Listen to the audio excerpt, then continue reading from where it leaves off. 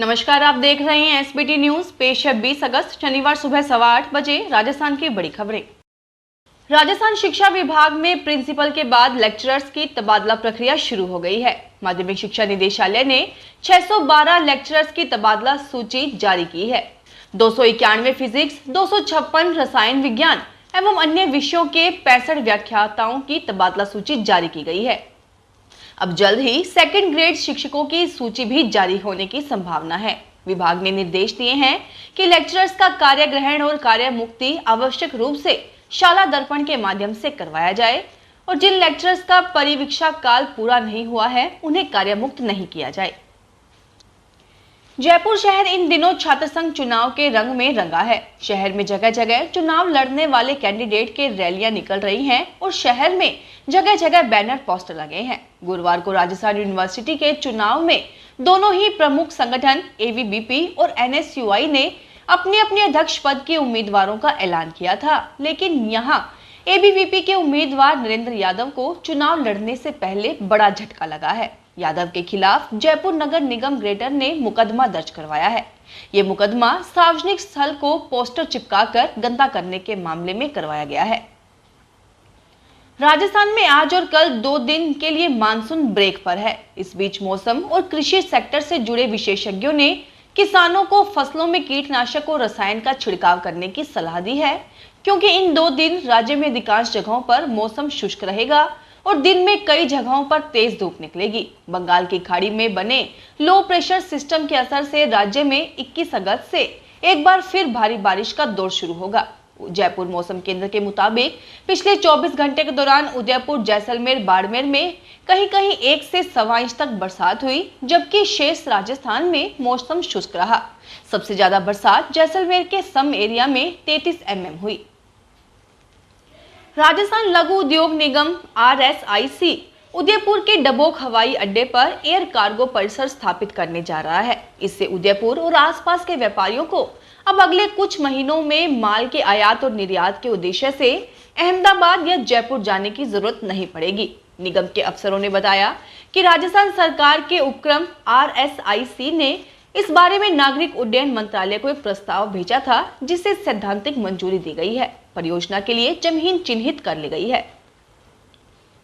राजस्थान के सरकारी व प्राइवेट स्कूल्स में एडमिशन की लास्ट डेट में एक बार फिर बढ़ोतरी की गई है। अब इन स्कूल्स में कक्षा 9 से 12 तक के स्टूडेंट्स का एडमिशन 31 अगस्त तक हो सकता है, जबकि पहले लास्ट डेट 16 अगस्त ही थी। माध्यमिक शिक्षा निदेशक गौरव अग्रवाल ने इस आशय के आदेश जारी किए हैं। दरअसल स्कूल्स में एडमिशन की लास्ट डेट बढ़ाकर 31 जुलाई की गई थी, लेकिन इसे बढ़ाकर बाद में 16 अगस्त कर दिया गया।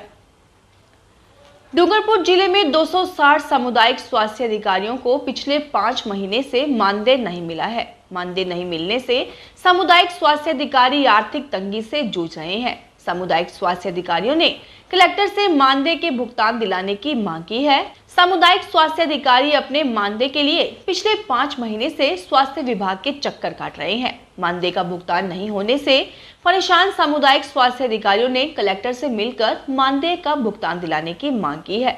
सामुदायिक स्वास्थ्य अधिकारी विधि आहारी ने बताया कि जिले में मार्च महीने में 260 CHO की नियुक्ति हुई थी।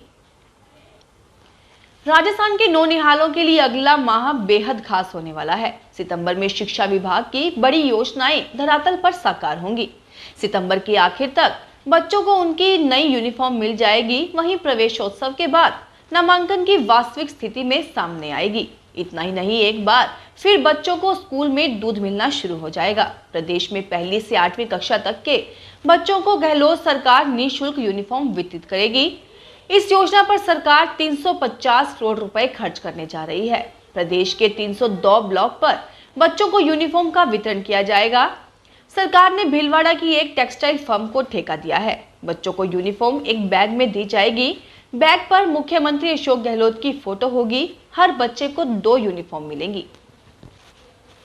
जोधपुर के जिला कलेक्टर हिमांशु गुप्ता ने शुक्रवार को शहर में चल रहे विभिन्न योजनाओं से संबंधित कार्यों एवं शहरी विकास गतिविधियों का अवलोकन किया। साथ ही उन्होंने नांदड़ी गौशाला का निरीक्षण भी किया। जिला कलेक्टर ने नया तालाब के कार्य का जायजा लेते हुए तालाब के सेंट्रल पार्क के विकास से संबंधित कार्य के बेहतर संपादन और पेंटिंग कार्य तथा वृक्षारोपण के लिए निर्देश दिए। जिला कलेक्टर ने आरटीओ के प्रोजेक्ट की साइट पर जाकर वहां की प्रगति की जानकारी ली। जिला कलेक्टर ने लंपी स्किन डिजीज रोकथाम एवं बचाव गतिविधियों के निरीक्षण के मद्देनजर नांदड़ी गौशाला पहुंचकर विभिन्न व्यवस्थाओं का अवलोकन किया तथा बेहतर प्रबंधन के बारे में निर्देश दिए।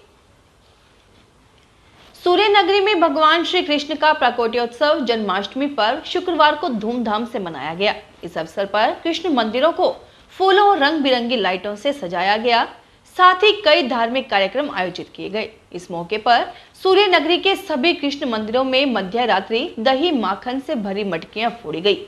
कृष्ण जन्माष्टमी पर बच्चे से बड़ों तक उत्साह नजर आया।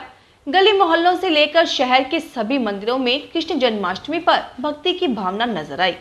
गली मोहल्लों में भी बच्चों ने अस्थायी कृष्ण मंदिरों की स्थापना के साथ मटके फोड़ प्रतियोगिता रखी। हांडी को रस्सी से ऊंचाई पर बांधा गया, जिसे कृष्ण भक्त युवकों ने रात को फोड़ा। जन्माष्टमी के अवसर पर शहर में कई बच्चों ने राधा कृष्ण के स्वांग रचे। जोधाना फोटो जर्नलिस्ट सोसाइटी एवं eastern foundation of art and culture के संयुक्त तत्वाधान में शुक्रवार को महिला पीजी महाविद्यालय के सभागार में विश्व फोटोग्राफी दिवस मनाया गया। इस अवसर पर फोटो प्रदर्शनी, सम्मान समारोह एवं राज्य स्तरीय कला प्रदर्शनी का आयोजन किया गया। जोधाना फोटो जर्नलिस्ट सोसाइटी के अध्यक्ष रामजी व्यास ने बताया कि शहर विधायक मनीषा पंवार के मुख्य आतिथ्य में आयोजित कार्यक्रम की अध्यक्षता राजस्थान मेला प्राधिकरण के उपाध्यक्ष रमेश बोराना ने की। इस दौरान उल्लेखनीय कार्यों के लिए कई प्रतिभाओं का सम्मान किया गया। जयपुर नगर निगम ग्रेटर के पूर्व आयुक्त यज्ञमित्र सिंह देव के साथ बदसलूकी मामले में भाजपा के निलंबित 3 पार्षदों पर सरकार कार्रवाई के मूड में नजर आ रही है। तीनों पार्षदों को बर्खास्त करने के साथ ही उनके 6 साल तक चुनाव लड़ने पर प्रतिबंध लगाया जा सकता है। हालांकि महापौर सौम्या गुर्जर पर कार्रवाई की जाएगी या नहीं, इसे लेकर सरकार पेशोपेश में नजर आ रही है। सरकार ने पूरे प्रकरण की न्यायिक जांच करवाई थी। जांच में सौम्या गुर्जर और पार्षद शंकर शर्मा, अजय सिंह और पारस जैन को दोषी पाया गया है। इस आदेश को यूडीएच मंत्री के पास भेजा गया है। मंत्री स्तर पर ही चारों के खिलाफ कार्रवाई को लेकर निर्णय किया जाएगा।